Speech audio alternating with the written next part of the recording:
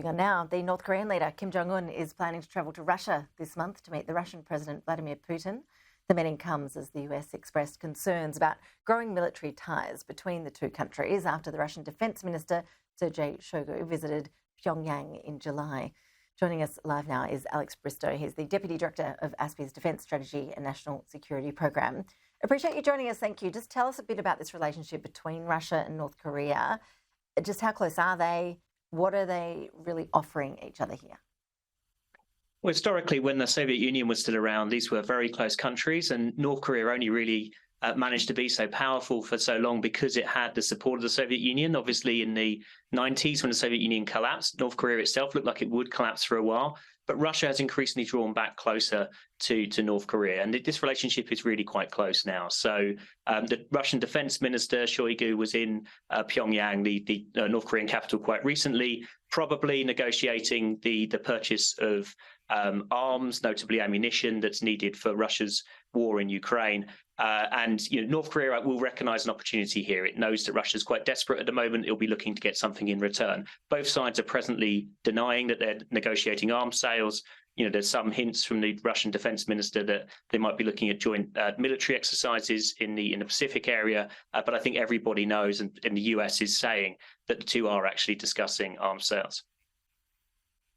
And I saw there is a suggestion that China would join in those military exercises if they happened. Where does China fit into that relationship, and what are the power dynamics between those three nations? So China already does joint military exercises with Russia in the Pacific region, and it will sometimes do those in a way that will deliberately be looking to upset partners like Japan.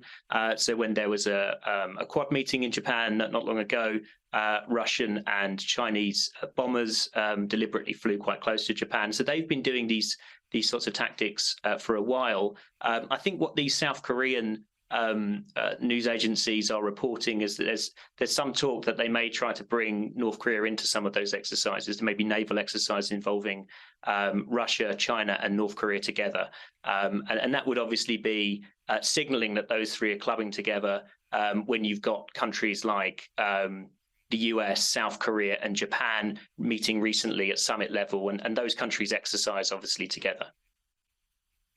Yeah, it's quite the trifecta, isn't it? When we look at North Korea and their own weapons program, where's that up to? Are they making major advancements? Yeah, unfortunately, I think they are. So North Korea has been a de facto nuclear power for some time now, but it's not just about having nuclear weapons. It's about getting them small enough that you can put them on missiles, getting those missiles reliable enough and accurate enough that you can definitely hit targets. And they've been demonstrating some progress on those fronts, I think, including probably a solid fuel, so a more resilient, more reliable missile, which is harder for the enemy to take out in advance, a solid fuel ICBM, an intercontinental range ballistic missile. So that could reach targets in the continental United States if it's accurate. It looks like they've got that capability now. Whether they can really use it, of course, we don't want to find out. But if they were to strengthen their partnership with Russia, Russia's had has been an established nuclear power for decades and decades, and has lots of technology that North Korea doesn't have. It has a satellite system for targeting.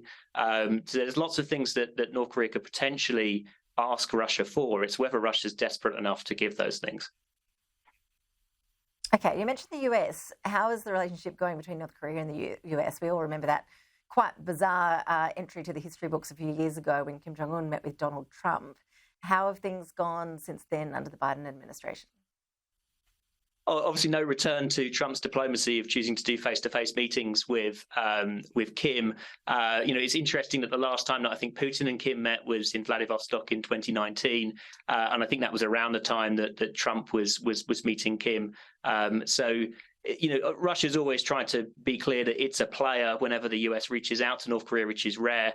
But Biden's taken a very different approach. I think most people would say that the US gained very little from the outreach that Trump offered.